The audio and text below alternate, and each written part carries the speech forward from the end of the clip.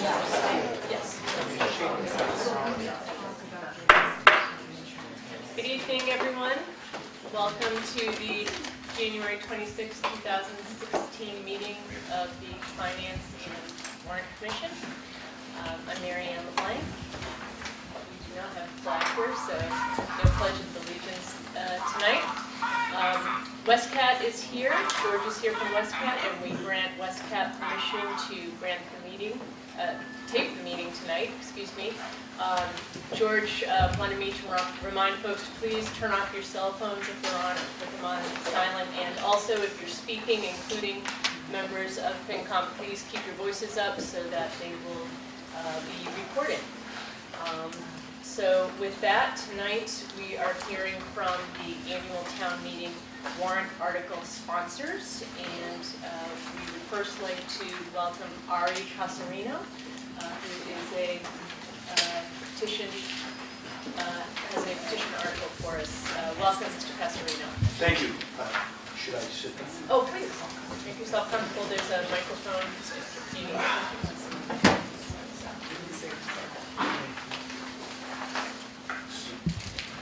So we have an urgent safety issue concerning our neighborhood.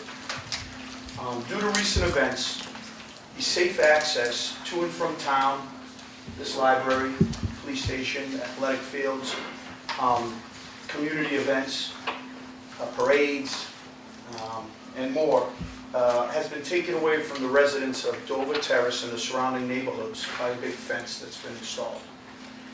This access has been utilized for over 60 years by Westwood residents, making the neighborhood safe for family and children. On Dover Terrace alone, there are 11 homes. There are 12 children, seniors, there are visiting grandchildren all the time, visiting children from surrounding neighborhoods that play, people walking their dogs, and the list goes on and on. There's baby strollers. I think it's imperative that we regain safe access to and from town before the tragedy occurs on Dover Road, which is an extremely dangerous road for pedestrians.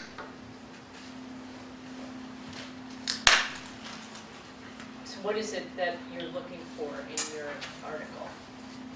Safe access to and from town, and town events, sporting events, school. So what is it, Dover Terrace, you connect into Birch Street? Yes. And that's how you come up across from the... Yes, you go up So and Barlow. where's the fence, and who put up the fence, or what's the...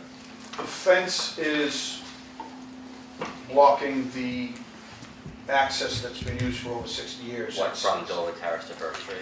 Yes, at the end of Dover Terrace, where the access went through to Birch Street, there is now a fence installed that connects from one house to the fence on the house next to it.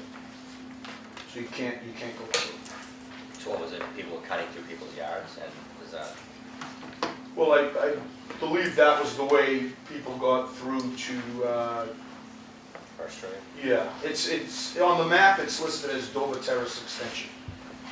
And we have, yes, thank you. And we have, I have a neighbor on my street that grew up on the street. And she said it's always been used as access to and from town. And when did the fence go up, just recently? Yeah, maybe a couple months So ago. the fence on private property? I don't know that.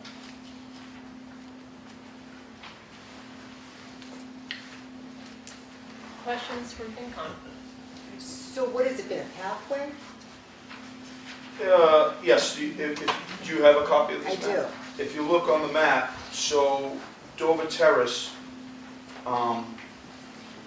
comes from Dover Road into that cul-de-sac type circle, and then it was open to Birch Tree Drive.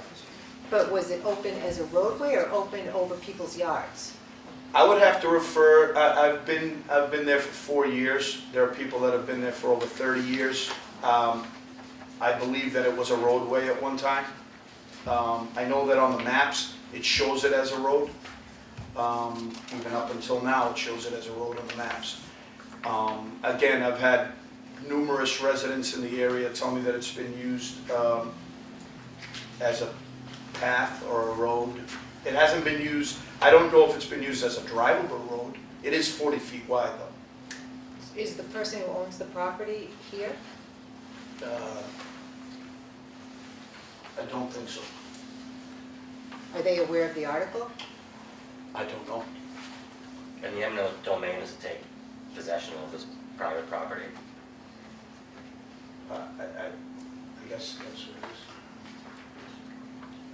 it is. We asked for safe access to and from town. So this might be a question for the planning board or whoever's in charge of the map, that is this private property or is this public property is a big question for this. Because actually according to this, on the official map, that is a roadway. And so if it is a roadway, that's very different than if it's public property that historically has been, if it's private property that's been historically let people cut through. Right. That happens a lot, but. Right. Does anybody can? Sure, I can give you a little information. It's shown on our assessor's map as a lot.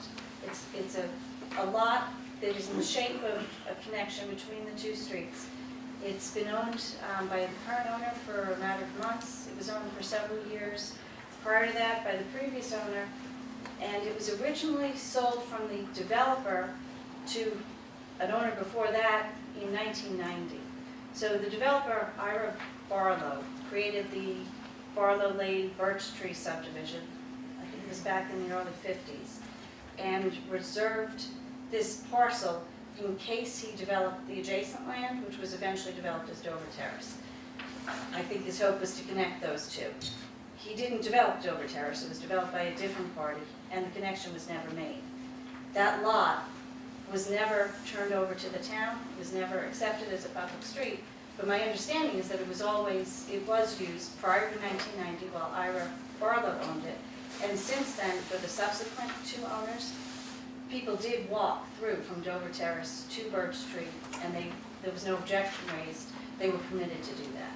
The property owner now that has acquired it is interested in developing that as part of their yard and no longer allows access for the residents of Dover. But it is a privately owned parcel and it has a parcel number on the map. It's taxable land and has been since it was originally created.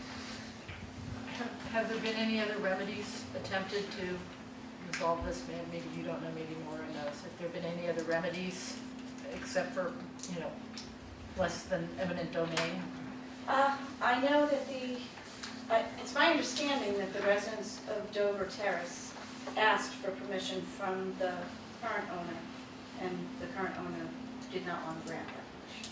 So that was my last understanding. I did speak to the current owner, I think it was in September, it was either August or September, to see if she could allow access to continue and still do what she wanted to do on the property, and she said that she could not, that she was uninterested in allowing people to walk on the property. And the current owner, Nora, is that one of the abutters that are on Birch Tree? Yes, so as you're looking from Birch Tree at that lot that had been used as a connection, the house to the left. So the two parcels, the house to the left and the parcel that's in the shape of a connector are both owned by one party and have been always owned by the house next to it since 1990. So I believe it was in 1990 when Ira Barlow, the original developer, sold it to the owner of that house. It might be 126, is that the lot number, or 120? I don't have the map in front of me. I'd like to say that on the research that we've done on the map, it shows Dover Terrace, and it explains that Dover Terrace borders Birch Tree Drive on the left and the right, showing that it goes through on almost every map in town records, everything. So I'm not sure where the change occurred or how it occurred. Back from 1952, that's what it shows it as, actually a road, not a lot. So, Nora, it was drawn but never built? It was never constructed as a roadway. It was never brought to town meeting for consideration of acceptance as a roadway. It hasn't been treated as a roadway. On old zoning maps, which I have searched back, it was originally shown as a connection on a zoning map, and then somewhere as the years go on, it disappeared as a connection, and the two neighborhoods were separate. And then in 1998, that zoning map shows as a connection again, but there was no action taken, and at that time it was privately owned. So why the zoning maps or the town maps were ever shown with a connection, I couldn't say, but the assessor's map has always shown it as a separate lot. Yeah, Mike. So I don't know if you've asked this question, but I think Barb makes a good point. Eminent domain is sort of the last resort, the town has to buy it, but have you exhausted, there's no official easement, because you've checked title, there's no official easement. Is there some concept where if you're openly using it as an easement for some period of time, over time, it becomes like adverse possession? Does it become something that they can't build over, as opposed to, in other words, would it be possible to argue that it's an implied easement? So I couldn't give any legal advice on that, but my understanding is that if permission is granted to walk across the property, it's not adverse possession, it's a permissive use. And that permission is granted by the property owner and can be rescinded by the property owner. So that's my understanding of what's occurred here. That makes sense. And my understanding is also that the current property owner is not interested in selling it or allowing a path to be created. So the only way to create a path at this point would be for the town taking it if it felt that there was a need for a path there, and if they thought that this was the way to go about it.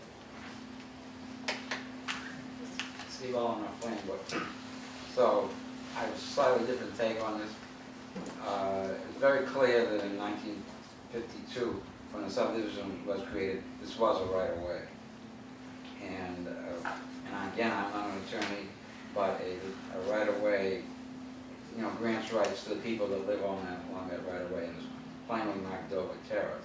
So the right-of-way usually it has to be properly extinguished by agreement of all the people living on the street, and obviously that was never done. So it should still be a right-of-way until such time as that happens. Obviously, the town never chose to pave it or to make it a public street, but in doing so, the town left it as a path that people use. So, going back in time, has that lot always paid the taxes for that additional 40 feet by whatever? That was a That taxable, property owner?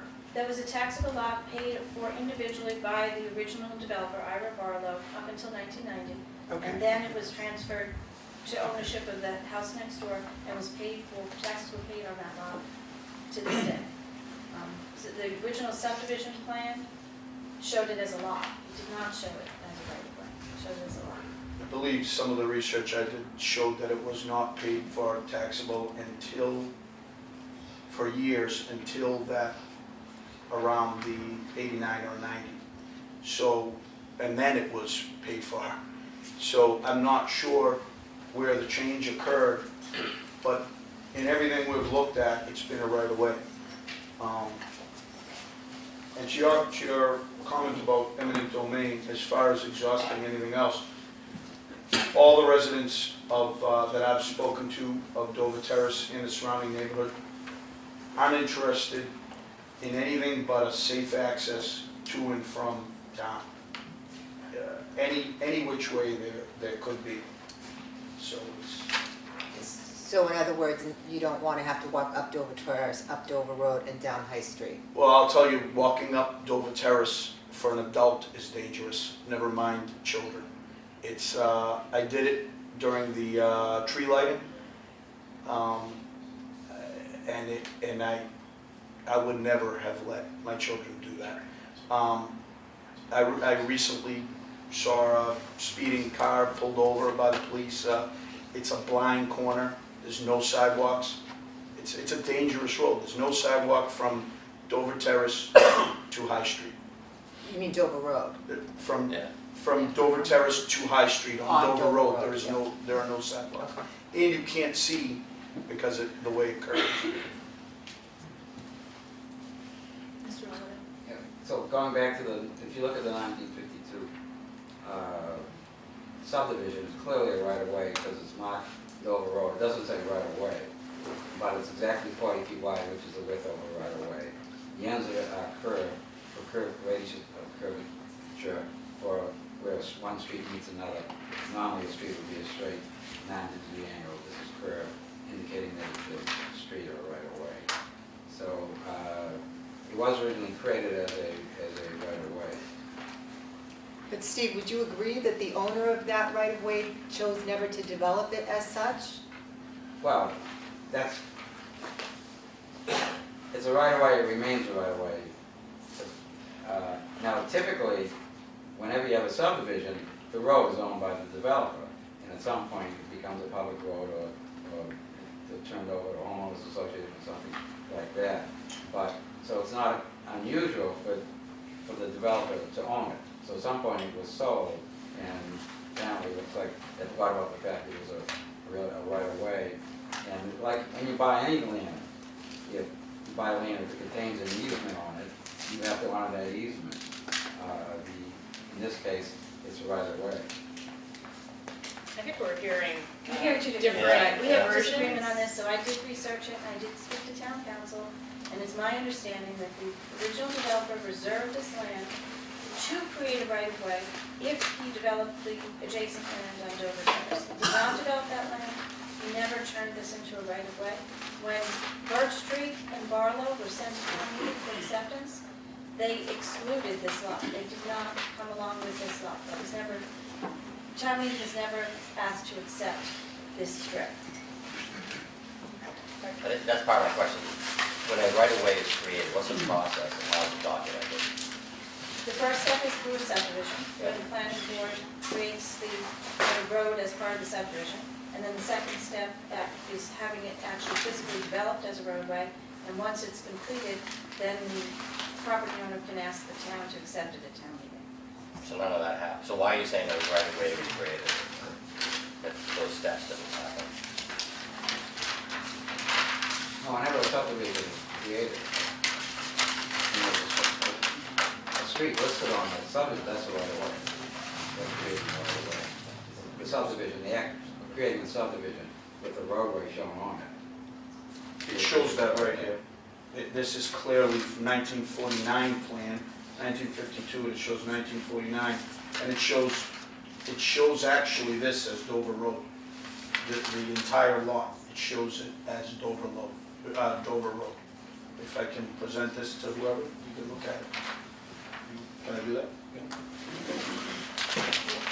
Seems to me that we've got a difference of opinion between town management and a planning board member. I think, from my personal perspective, it would be nice to have a legal opinion for FinCom to have, to rely on as legal advice to us in terms of what is the state of this land. Is this clear title for the owner or not? Is it covered or not? Which I think is something we should need. Marjorie? I also have another question I'd like opinion on from council, unless somebody here can give it to me. Do we normally entertain petitioner articles for a town to take eminent domain versus a town seeking eminent domain for the greater good of the entire community? We do? We do. Okay, thank you. Mike? Do you have any sense of what the value of that lot is too? What would it cost the town to acquire that? No idea. I have no idea. What's the assessed value? I don't know the assessment. It's not separate, so we'd have to go back and take a look at it. I mean, we just got the petition, so Okay. we'd have to, But these are things we probably want to know before we do it. What's going to cost us? Legitimate question for us to know. Right. And also, what is the legal standard that the selectmen have to meet to withstand a challenge? And what's a selectman's position? Right. Steve? So just looking at the present, what is the cost of value to the town? The town has, through this process, lost right away. That the residents use, the children to go to school, for them to walk, for instance, anytime they want to walk to the downtown, and if this isn't within easy walking distance, they can't do it anymore. So the residents can now say, you know, we lost our right of way, how about a sidewalk going up Dover Road? What would be the cost of the town putting in a sidewalk up Dover Road, you know, to provide them with safe access to Dover Road? The school buses now have to pick them up instead of the utility and being able to walk to school, so you know, what's the extra expense of that? So those, some of the things to think about. Do the kids in the neighborhood, they go to Deerfield, I take it? Some go to the middle school, some Okay. go to Deerfield. The younger ones, and Yep. are they currently walking to school? Uh, Before the fence went up? Yes, the middle school, they were walking before, but no longer. But it's not only school, there are several activities after school that come into this library and sporting practice and sporting events. The buses leave at that point anyway. So it's an issue where, and it has everyone in the neighborhood, you know, anxious because there's, right now it's a safety concern. All it is a safety concern. So that's what we want. Just, we're looking to the town to help us keep our families safe. How long ago did the fence go up? It's been, I think it went up in the end of August or the beginning of September. Does it have to be the entire lot if it's kind of an easement? Can it be partial taking, so it wouldn't lose out the whole? It could be as much land as would be necessary to create a safe path. So if the intention is to create a path between the two neighborhoods, whatever amount of land would be necessary to create a path, 5 or 6 foot wide sidewalk. Okay. So the way I'm looking at this, when you hit the end of the path, you're actually then going across someone's yard. Is that, am I looking at it wrong? Or what would have been the extension? Does it go straight out onto the road? There's the end of Dover Road, which ends in a cul-de-sac, and then there is where the walkway used to be across a yard, and it goes right onto Birch Tree. So it'd be a straight path from the bold end of Dover Terrace, coming out to kind of one horseshoe side of Birch Tree. And this pathway that had existed before the fence actually connected straight out to Birch Tree? Yes. You know, you weren't coming across anybody's... Well, you were between two homes, but now not only have they put a fence up, they came onto the Dover Terrace side of the fence and planted trees. So if you look at it now, it doesn't look like it did 3 months ago. 3 months ago, you could walk right through to Birch Street. And are the Dover Road children walkers versus Dover Terrace? Or are they bus for school?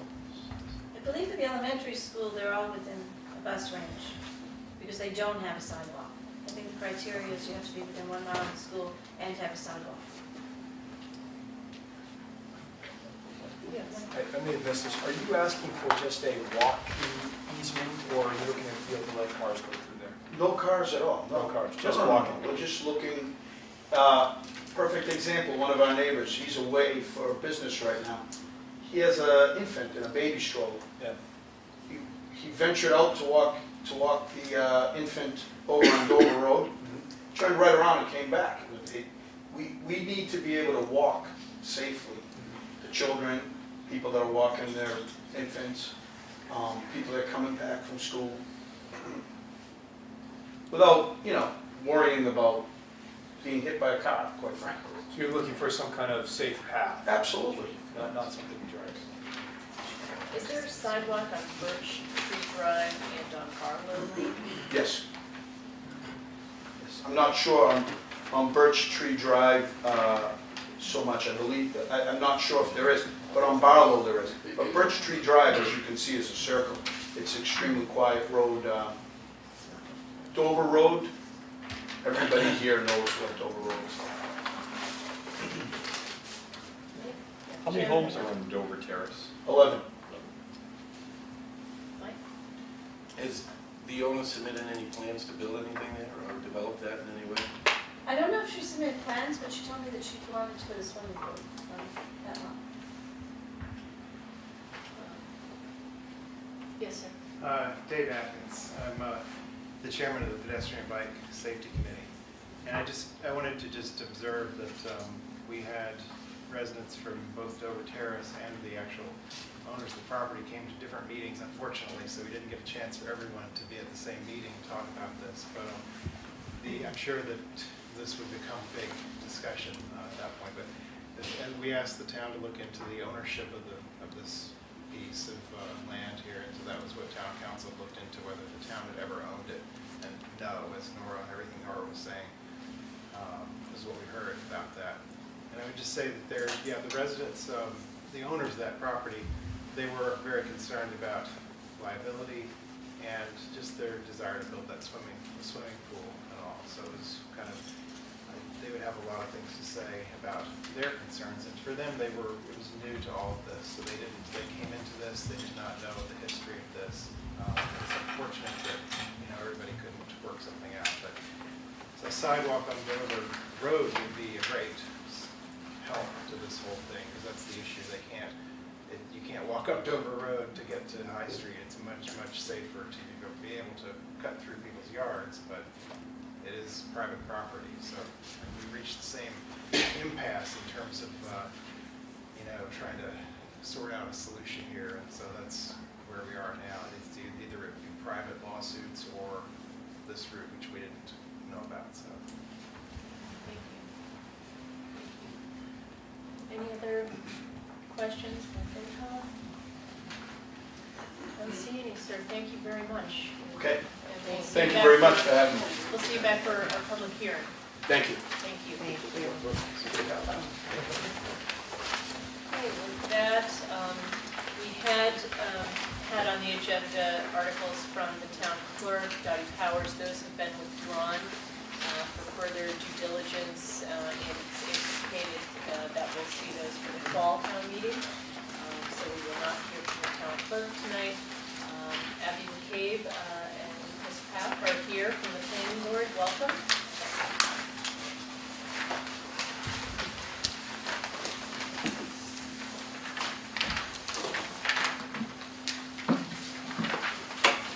Thank you. Thank you for having us tonight. I believe in your packet you got on Friday the full text of the proposed zoning articles. The planning board is proposing 7 zoning amendments. They are a public hearing. They have not had it yet, but they did initially review these articles. Their public hearing is scheduled for Tuesday, February 9th. At 7:30 at Harvey Street. So we, again, invite everyone to attend our hearing as well in advance of your hearings in March. If we see, the first article, it's I believe it's Article 27 on your list. That's the amendment related to senior housing. Now, for those that were on the commission last year, you may have remembered the planning board had brought forward a proposal to our senior residential development bylaw. We often call it the SRD bylaw. Last spring, but then we had worked on some changes and ultimately came forward with a request for a moratorium that was not approved at Springtown meeting. So since that time, we have the existing senior residential SRD bylaw is still in place today. That's section, 8.4. So that still exists, and since that time in spring, we've had a subcommittee of planning board members and working with our former housing coordinator, a local realtor, and then recently Cindy has joined in on our recent meetings. What we come forward with at this time is we talked about what works and what hasn't worked with our senior residential bylaw that we have in place today. Or just we looked at all aspects of our zoning. We have the SRD, and then we also have another section called the residential retirement community. So we have 2 bylaws that are focused on senior housing. However, we found that both of them have not produced senior housing. They've been ineffective. We've only had 2, or we've only had 1 application approved under the SRD, and that's the Reynolds Farm development on High Street that is currently under construction, not yet complete. But in recent years, we've had several applications and some interest in the SRD. So that's why, and none of them have been successful. They've often, applications have come into the planning board with looking for large numbers of units. And so they've all resulted in a very frustrating process. So what we found was that the existing SRD bylaw did not give clear guidance on the density. It was more open-ended, that just allowed it to be determined by the planning board. And then the planning board would have to rely on the developer to come forward with what they felt was appropriate. So none of those have been successful. And so when we looked further into our bylaw, what has worked well for us is what we call the open space residential bylaw. That's section 8.3. That was adopted just a few years ago in 2010. We've only had 2 developments under that OSRD at this time, but we haven't had, we've had some interest and more interest recently, but we haven't had people looking to that section of the bylaw for a density increase, for overdevelopment. And the reason we felt that worked was because the open space residential really looks at the land. It has a clear formula of looking at the lot size.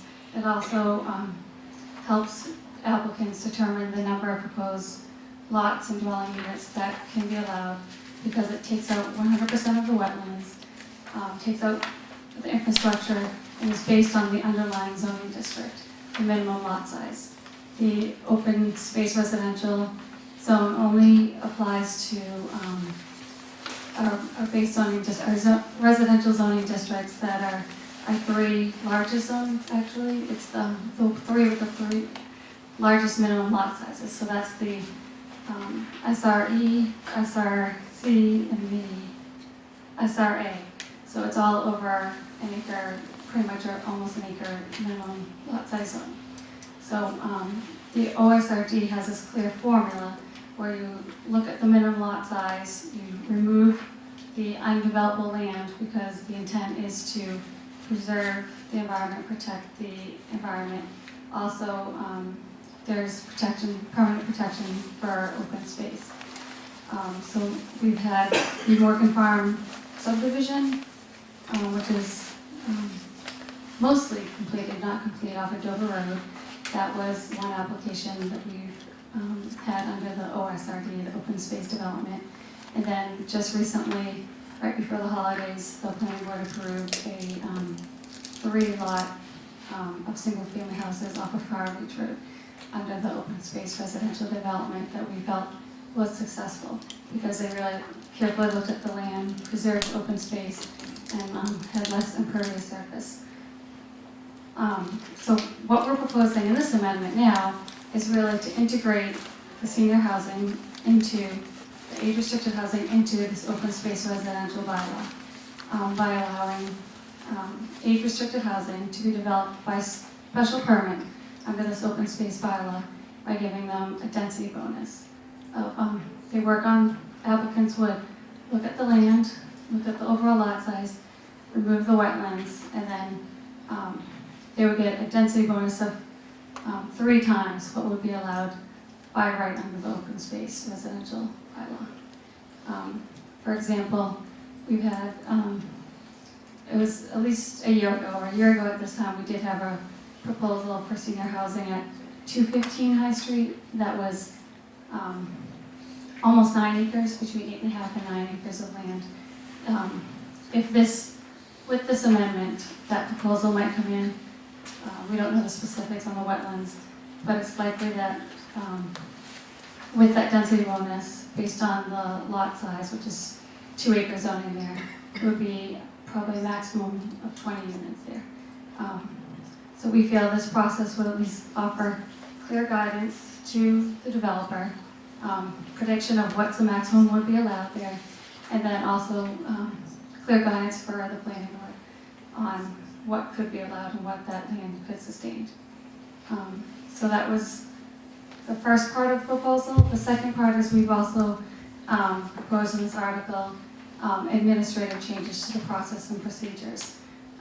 So the first step would be requiring any applicants looking for a special permit for the age-restricted housing would first come to staff, what we call the land use committee. That's comprised of the planning board's review staff, which is really the town engineer, DPW, fire, myself, the director of community development, conservation, all the dead and westwood water as well. That way we'd all look at it, make a written recommendation that the applicant would then use to take forward and submit as part of, and the next step would be a preliminary review by the planning board. The planning board would review the land use committee's report. It would be a written recommendation based on the specifics of the zoning and the suitability of the land. After that, the planning board would then have a majority vote on the initial submission. It would be an application to the planning board with a public hearing, although it wouldn't be the final plan, so the engineering work and the expense wouldn't be as large an expense to the developer, but it would give them a clear idea of what that density could be set at. That way, when they leave that, when they move on to the next stage, they would work on what an application that could be approved. Again, this would be a special permit, which is a discretionary approval by the planning board. That's what we're proposing here. It's a special permit today, but this proposal gives a little more guidance to the planning board and the developer on what that density could really be, while also giving them incentive to build quality housing that also is protecting the environment and takes into consideration the surrounding properties and the surrounding neighborhood.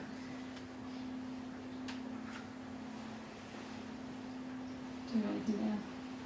I think that's the major summary of our senior residential. So as proposed, this article would essentially would create a new open space residential, and then the two existing, the senior residential and the retirement community would be deleted with this proposal. Questions from FinCom? So, Abby and Chris, is there's no particular benefit to putting forward a senior residential versus just an open space residential under this proposal, is there? There's bonuses that you achieve. You for get density. extra density because it's a Exactly. senior. And there are three other criteria that gives you density as well. It's historic preservation, affordability, and I can't And remember. this additional open space, yes. Yeah, allowing for additional open space, you'll get more of a density bonus as a developer if you choose to go down one of those four paths within the OSRD. And you get that extra senior density if it's 55 and older, is that the criteria? Right. Yes. Great, thanks. The reason we think this makes sense is it, one, limits the zones that this can go into. Currently, right now, it's all residential zones. So if they want to buy up enough property at the maze and make a massive development, it's really just up to the discretion of the planning board to say, no, that's not right. But that really, we don't like that kind of ambiguity. It really, it creates battlefronts between the neighbors and the developer, and the planning board's right in the middle of it. And that's kind of what we've been getting. And that's why we were asking for the moratorium a year ago. We've been working on this for a while, trying to come up with it. The OSRD, we think, works great in identifying primarily the neighborhood. How will this fit in the neighborhood? And we don't see any downside to doing it this way because it's identifying what fits already. And so we're just trying to utilize the tool we've already had for the last 5 years, and incorporating the SRD aspect of it within that instead of it being standalone and being applicable to all residential zones. Does this bylaw change the affordability requirements? No, or it adds it. This would be in all of our residential developments. Well, this one would include a 15% affordable unit component for any projects that have 10 or more units. Is it is that 15% rounded down? That is related to our article number 3. In our existing bylaw, we do not specify. What we're closing out is essentially making it more clear what to do when it's those fractional units. So we were trying to round down in some cases, but round up in other cases, but trying to stay as close to that 15% as possible. So when we get to the third article, we can review that more, but we kept what we're proposing, incorporated that into this this proposal for this article in the open space as well.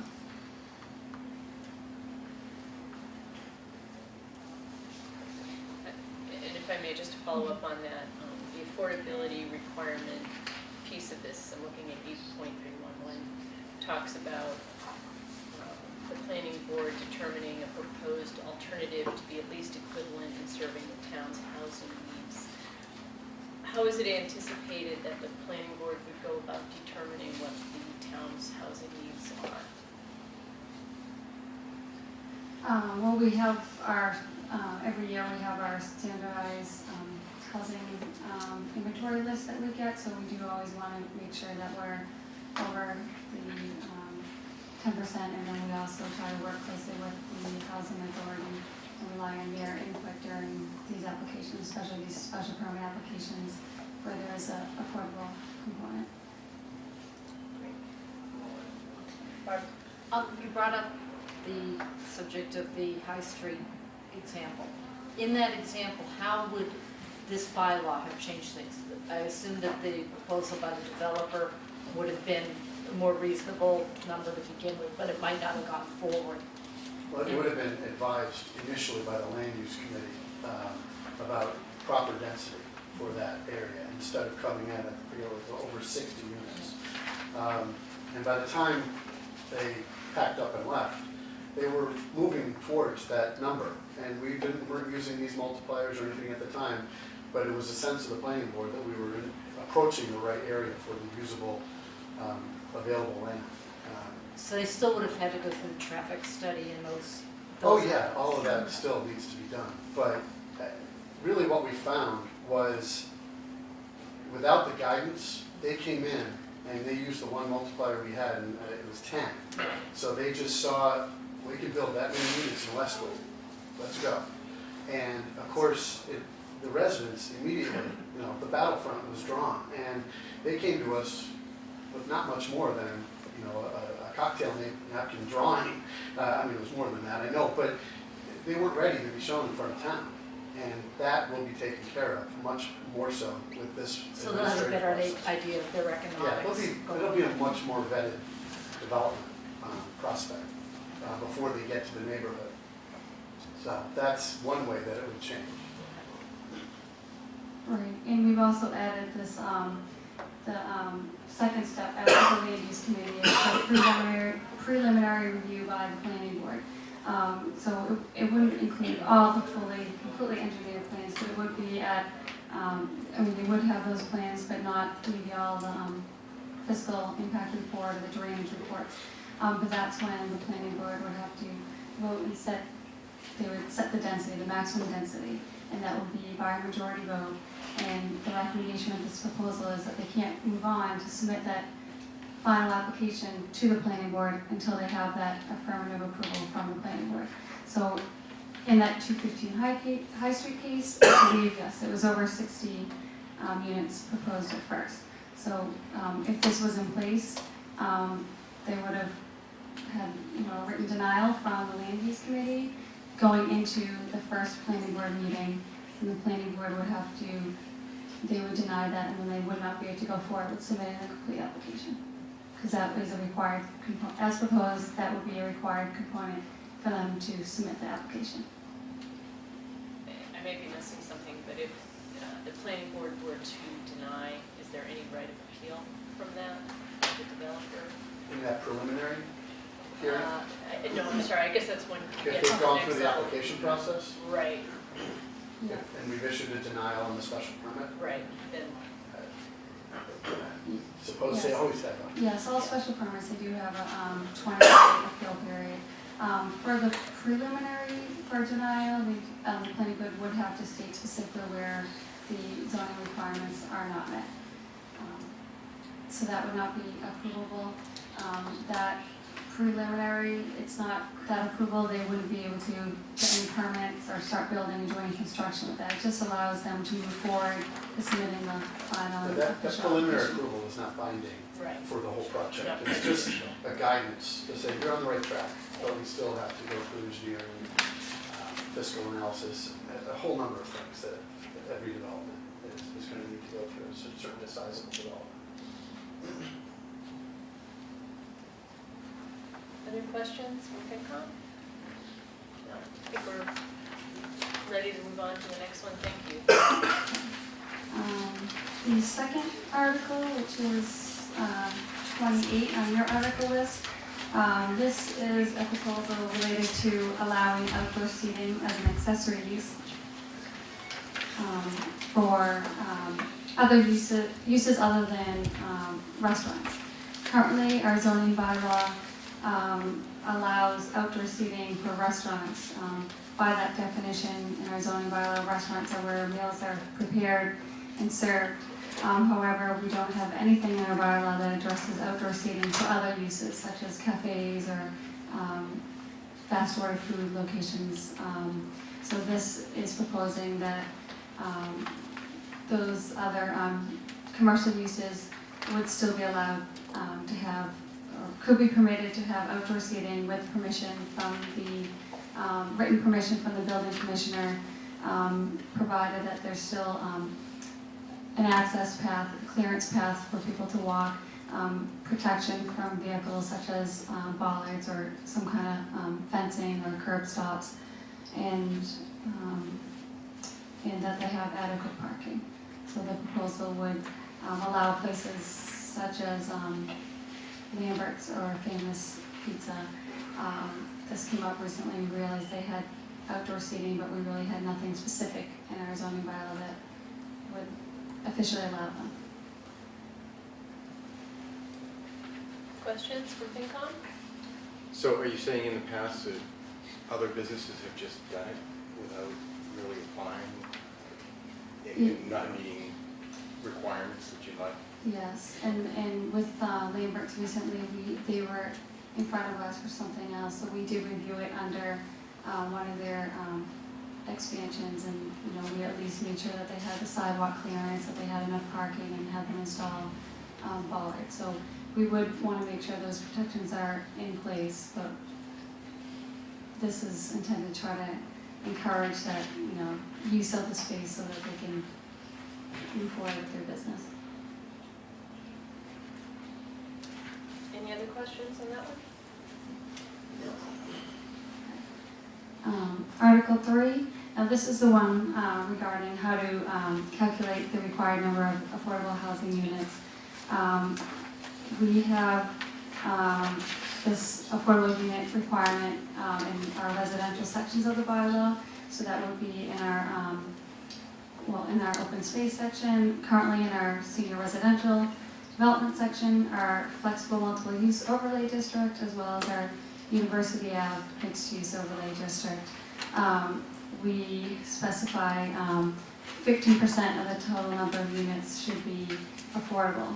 However, we haven't specified how to rank, and this recently came up with an application that's currently before the board. So with this proposal, the planning board looked at, we wanted to stay as close to the 15% as possible without leaving room for debate or further negotiation or complexities later on down the line. So we created a scale and wrote it out in the bylaw to specify between 11 and 16 units proposed that would require 2 affordable units. Between 17 and 23 units, if those were proposed, that would require 3 affordable units. And then for anything, any projects proposing more than 24 would be 15% rounded up if there's any fraction of unit. Any questions for FinCom? Yeah, Roger. On the 11 to 16, for instance, of the 2 units, is there flexibility in that, or is it an absolute 2? Well, as proposed, it is an absolute 2. So if you had 2 units of 11, if you know, of the 11, there would be, About 18%? yeah, close to 18%. So that is slightly high, but then if we bring that down, then we're below 15%, the minimum of 15%. So we're trying to stay above that 15% and direct the rounding. So 2 units out of 16 would be 2.5%. So 12.5%, sorry. Has the practice been before this to round up? Yes, I believe that's what we've been doing, and with that application that's currently before us, that is 12 units, and so right now we were saying that they require 2 units based on that, so rounding that up. But it should be clarified in our bylaw. So this would potentially result in fewer affordable units.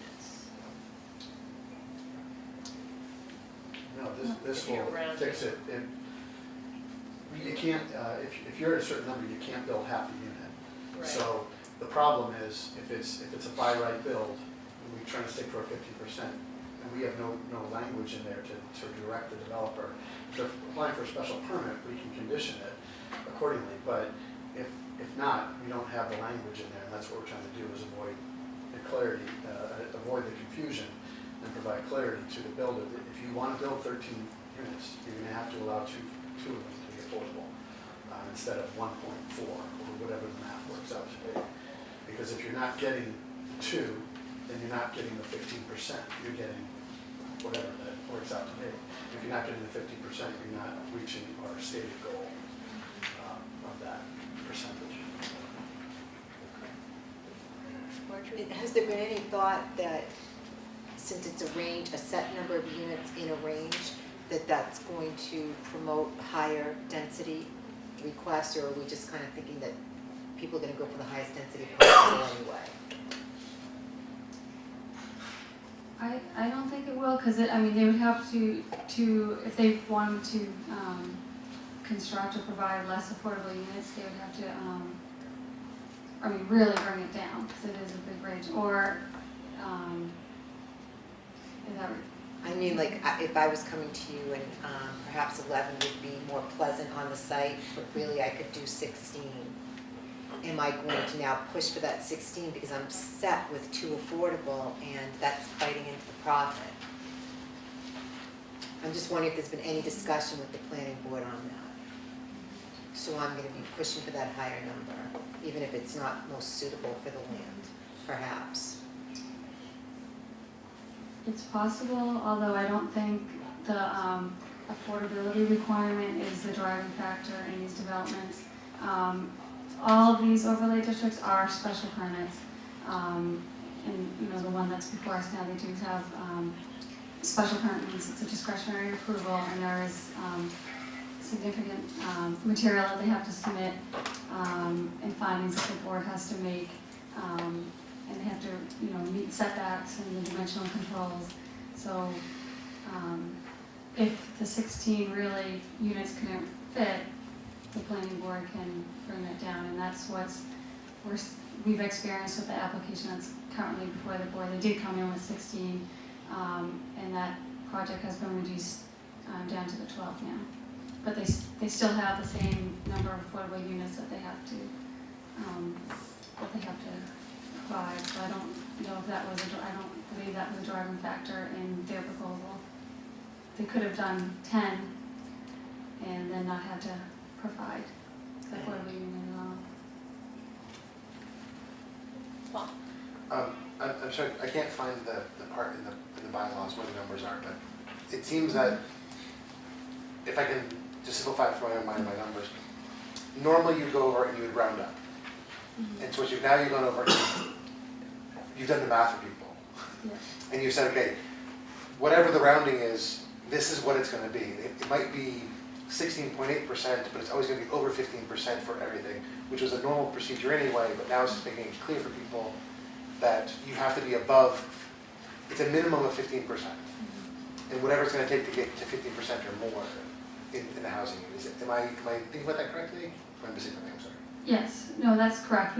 We wanted to do the math for people, so that there's no questions or as they go forward, if they're trying to negotiate, and then also when speaking with the housing authority, we want the outcome to be the units, the number of units, and make sure that they're provided.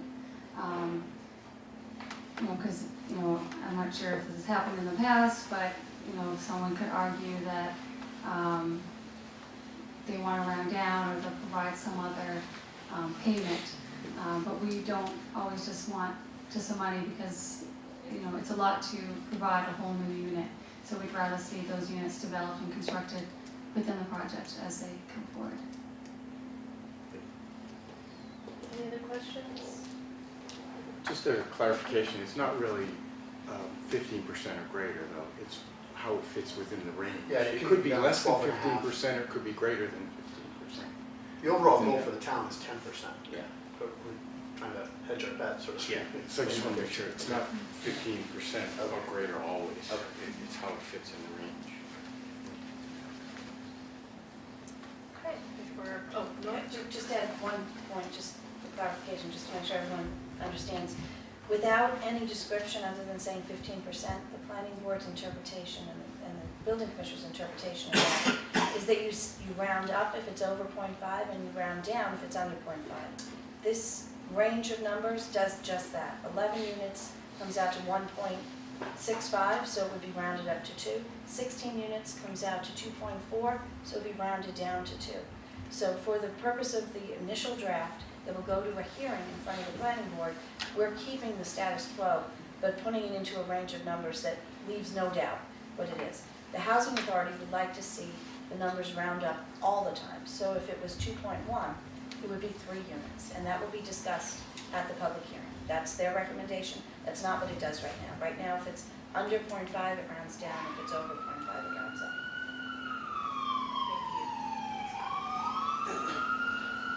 okay, I think we're ready to move on to the next one. Thank you.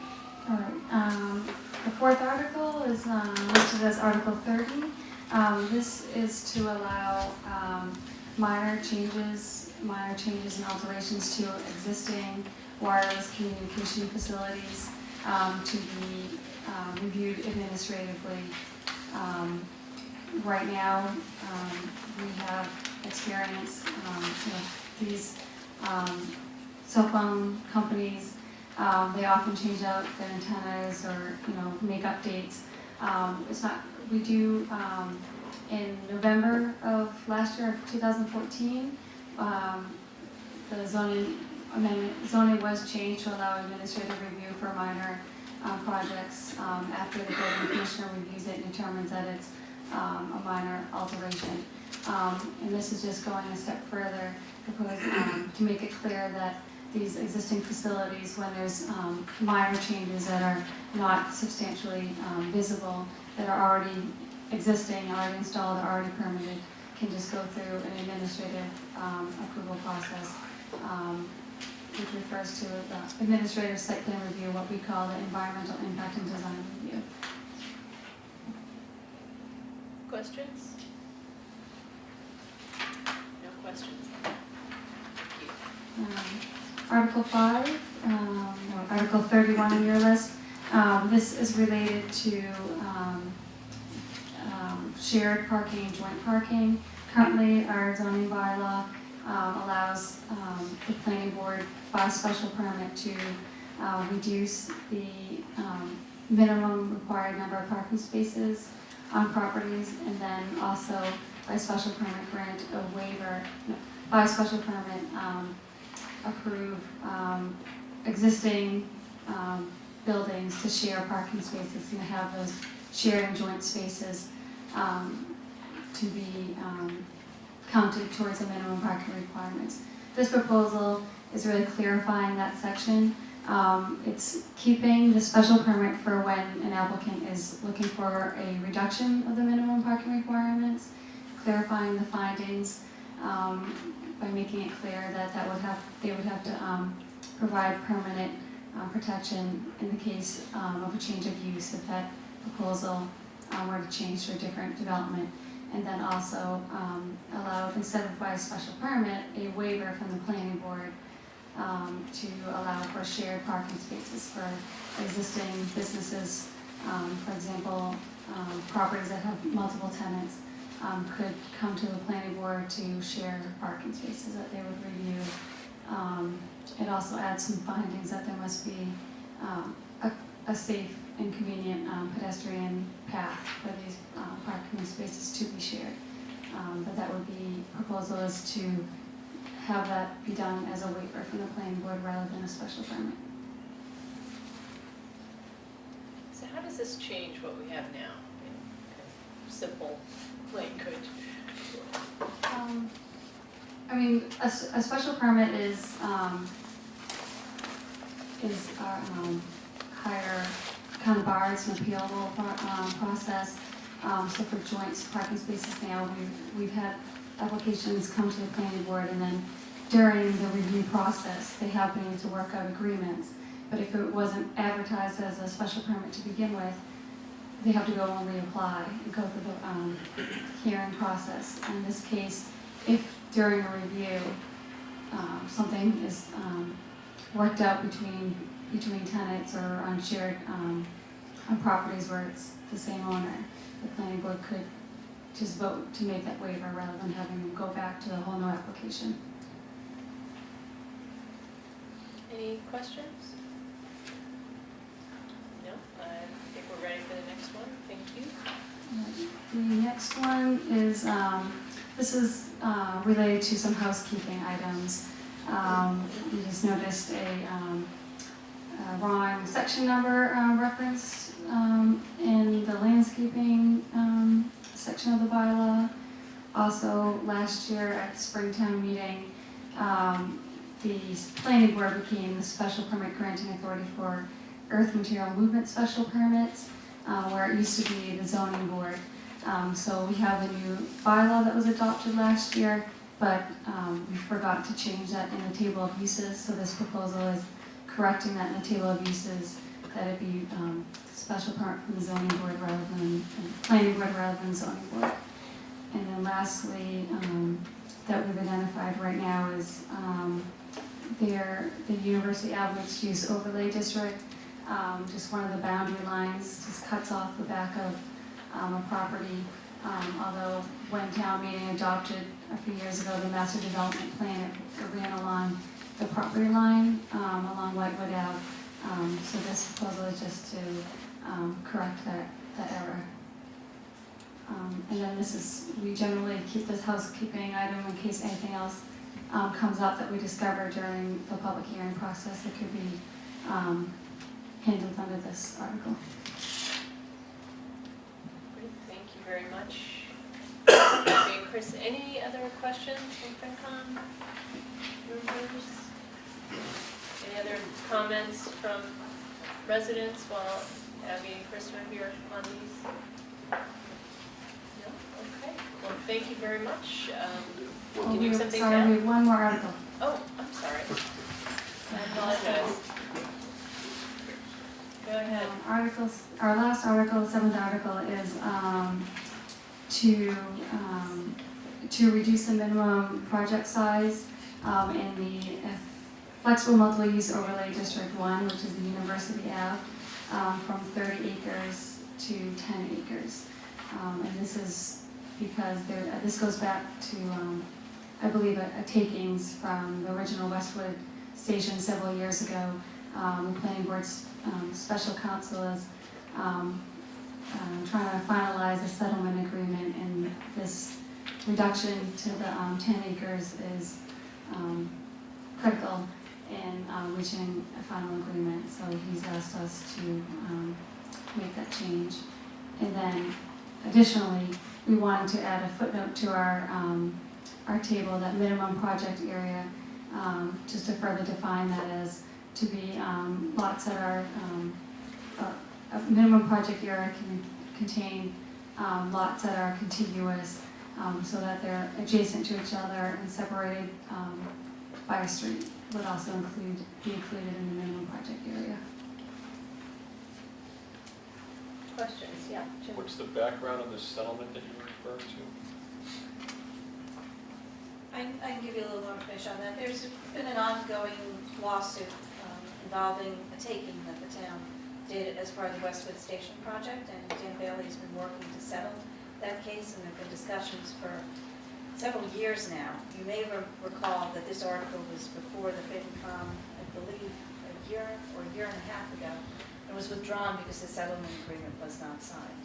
So this is there's property on University Avenue involved in this, and as an incentive to settle the case, this would allow them to apply for an FMUOD special permit for land of less than 30 acres. Right now, they could still do that and ask for the planning board to grant a waiver, but this gives them more certainty by not needing to ask for the waiver. So that is what the town has offered in its settlement agreement, and we would need to go through with this if the settlement agreement is signed before town meeting. If it's not signed, we would not be looking to reduce it. Is this the only overlay district that would be affected by that Yes, it reduction? is. Each of the overlay districts has a different minimum project size. The University Avenue one has the largest one of 30 acres. Any other questions? Thank you very much. Thank you. Thank you. And so now we have Chairman Walsh. Mike? Yes, thank you, Madam Chair, members of the FinCom. Good evening, Mr. Chairman. Mrs. Hyde, if it's okay with you, would like to present our organization first to the police chief here as well, and then we'll have police chief can attend to other tasks this evening. Of course. Thank you. Welcome, Mrs. Hyde. No props tonight. It's the microphone. And the chief is here, but our intention tonight is not to get into any detailed presentation. We're working on the presentation for the public hearings, early March and late March. And just by way of filling in that time frame, we're also going to schedule 2 large community meetings in April between the 2 public hearings. So we'll have the benefit of being able to share with you discussions from those when we get to the final public hearing. But the headline is there will be an article on this town meeting warrant for the funding of a new police headquarters. I don't think that's a major news flash, but it is going forward. We also, at the Board of Selectmen, when we met last week, agreed that it is our intention to do so within the confines of Prop 2.5. So we do not, at this point, have any intention of going for a ballot override vote and the 2-step process of town meeting in that ballot. So we want to do this within the town meeting process. Pam will talk a little bit more about budgeting, but I think she'll probably be doing really more detail on that when we get to February, and maybe she'll be coming back to you. I think that's what the plan is. The Board of Selectmen actually hasn't voted a budget proposal for the municipal side yet, but as you know, we've been talking about the University Station proceeds and allocation of those proceeds, the many requirements and demands we have on them, on the new growth and tax. So I just want to limit it tonight to give you the highlights that this is going forward and definitely have a more detailed presentation. The design was set pretty much in the fall, so it's being refined and we'll go out to bid on the project in February with the intention of having final bid in hand before the March public hearing. So that's the highlight. Happy to answer questions. And the chief has stayed late in town tonight to be able to be here, but we really aren't drilling down into the details tonight. Questions, Pete? So it's too late to make any changes? Correct. My concern is the ground source heat pump was shut down, and I feel strongly that that was not a good decision. I would like to, if at all possible, re-investigate the heating system. And, It's in the design, it's fine.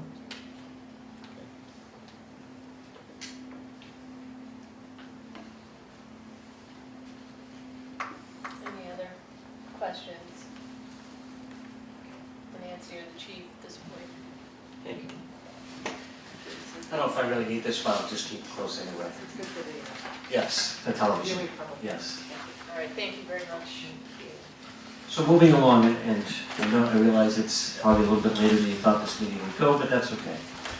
The first 11 articles are really all financial articles, which for anyone who's been in town for any period of time, these are the standard 11 that we have. So we have the appropriations for budget transfers, we have Chapter 90 money, we have money for the stabilization fund, the OPEB liability fund, capital stabilization fund, and we don't have any numbers for yet because we haven't voted on any budget. So the first 11 are all financial, and Pam, once we vote on our budget, we'll be back to explain that to you. That probably be before, if not at the public meeting. Moving along, so we have, the next one we have is outside of the capital articles, is the street acceptance. There are at least one private road and perhaps as many as two that may be accepted by the town. We don't have any definite yet, but we are at least putting that in there at this point in time.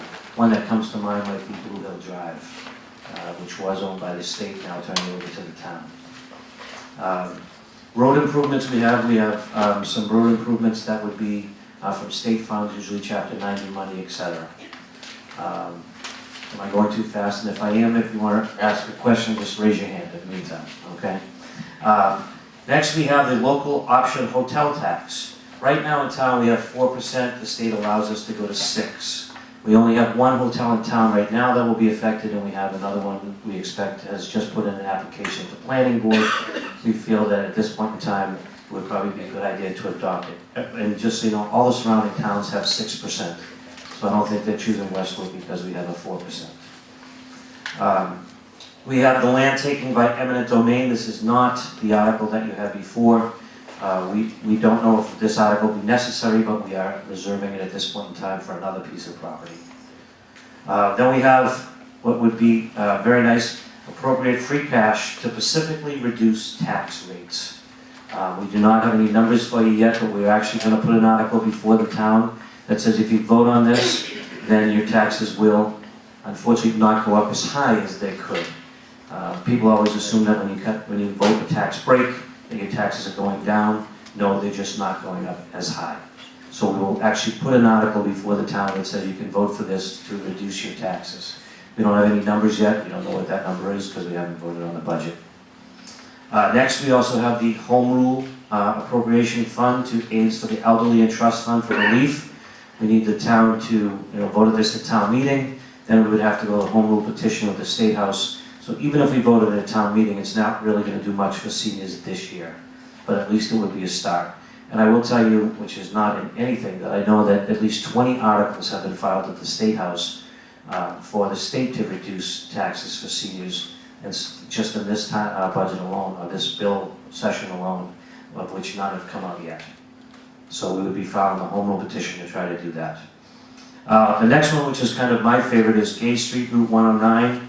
We will be looking for the town to appropriate money to design sidewalks along Route 109. And I know at least one member of the planning board, I mean, one of the FinCom has an interest in this. It's 109 from Millbrook Road to Pond Street. But more importantly, it is also along the entire Gay Street. We would be able to connect both sides of town with a sidewalk through Gay Street. If you remember, this is the complete streets that we voted upon. And my understanding is that once we design it, most of the funding is available. So if we just pay for it to be designed, the state will actually pick up the tab, most of it, if not all of it, to actually implement it. And as you can see, for anyone who drove Gay Street this year, that includes even the wall that the man spent 6 months repairing, so we have to move that back. But, yes, Mr. Doherty, we'll have to fix that, but that's okay. I think to connect both sides of town would be a great thing to do. Finally, we have a collections bin bylaw. For those bins that are in town, right now we have no bylaw which allows us to find out either who owns them, to come and empty them. This would put some requirements in that they have to register with the town, or be able to have them removed if necessary or emptied. Clothing bins, anything that they put in town. Right now we have nothing on the books for those. Question. Yes, George. Just back on the Gay Street, which I think is a great thing, but given what we heard on Dover Road, are there other ways to determine what the real priorities are in town? In other words, I think this is great, but do we have any way of measuring what the other needs are, where we really need to have sidewalks? I can tell you, I will tell you this, George, because I did have a discussion with Todd the other day, is that at least on Gay Street, there's enough that we can do the sidewalks. Right now on Dover Road, we cannot without taking by eminent domain. It's just not wide enough to be able to put any sidewalks in. We have talked about that, but right now, it does not look like that's going to be possible. For the complete streets, we have the space available on Gay Street and on 109, so we can do that based within the Complete Streets program and qualify for funding from the state to get it done. Dover is not so clear yet. Okay, all right, thanks, Mike. Nora, did you? Yeah, could I just add to that, we have a year and a half ago, I believe, we adopted a bicycle and pedestrian plan, and that sets forth, it analyzes all of the areas in town where sidewalks are desired, and it does prioritize. Okay, thank you. Okay, thank you. Moving along, we have the home rule petition to enforce fines for double poles. Right now, there are approximately 150 double poles in town. We want to be able to fine if they don't remove them. I'm not sure, it would have to be a home rule petition. Not sure how that will go up on Beacon Hill, but it'll pass it first in town and worry about that later. We also have, and this is listed in there, we don't have any specific proposals yet, but there is possible property transfers in Islington, depending upon a master plan that comes out for the entire Islington area. We don't know how soon the subcommittee of the Islington Task Force will finally come up with a plan. They are continuing to meet. Supposed to meet last night, but there were other commitments last night. So we do have them in February and March as well. So we are continuing, the developers continuing to change his plans on what's there now, but in case a long-term plan, there might be some transfers necessary, so we're preserving this at this point in time. Finally, we have the sale for off-premises consumption at the farmer's market. You recall last town meeting we did approve it. This is just to clean up that a little bit. We find that more might be required, so we're going to put the language in to clean that up. Moving along, we have the amendment for general bylaws on retail stores. This has to do basically with the issue we ran into last year about some regulation between 12 and 6, specifically the day after Thanksgiving, etc., but also what takes place during those hours as well. What can and cannot be done between the hours of 12 and 6. And finally, the last thing that we have saved 4 spaces in case anything comes up between now and the time the town meeting comes up. So that's all I have. One question about the bin bylaw. Didn't we see this already? I feel like we talked about this. We did talk about it last year, but the language was not clear enough, so we had to withdraw it at the last minute, if you recall. So yes, you have heard it before, but we did not go forward with it at the time. Yeah. Another question on the sidewalks. Where are we going to seek the funds from? The state? Yes, we are now when we passed it at town meeting, we became one of only 21 communities who has the complete streets in town. That they've adopted the policy, and the state actually has a separate fund. And my understanding is right now, I think it's $5 million that they have put aside for projects like this. And I think because we did, in fact, compliments to Todd and to the pedestrian and to the planning board, they came up with one of the best complete streets policy the state has seen. In fact, they're using our model for towns that want to get involved. So we've kind of, if you will, have risen to the top. And I think if we're able to get this designed, we'll be right there for the money to be able to fund it. You have one to appropriate free cash to reduce the tax rate. One right after that is the home rule petition for aid to the elderly. Correct. Aren't they? We're not. In other words, if you get the first one to reduce the tax rate, doesn't that in and of itself help the elderly? It will. It'll be an immediate, if you will, but the problem with that is you cannot separate residential from commercial. So if you vote into that fund, everyone gets a tax break, whatever it might be per household, per commercial, whatever it might be, everyone gets it. So yes, there'll be some instant relief, and I'll be honest with you, depending on the number, I tell people for those people that don't need it, right now the only way we can put money for the seniors is donations. So the second one is to say that we can actually appropriate town money to go into that fund as opposed to just from donations. So if people vote the first tax one and it doesn't seem to be, affect some people one way or another, I'm going to advise people to write a check and send it to the senior fund. So you're going to look for both of them, even if they get the Yes, we extra are. tax rate? Correct. And then why would you want other taxpayers to pay for the elderly's tax? We're not going to, we're asking, let me go back. The first one is for everyone in town. So if you vote on this, whatever the number we come up with, if you vote for this, your taxes will not go up as high because we're basically voting that we're not going to spend that money. Okay. The second one is that right now, we could take money from University Station and put it into the senior assistance fund. Okay, so actually, right now, you're not allowed to do that by state. The only way that that fund gets funded is from people actually writing a check to the fund.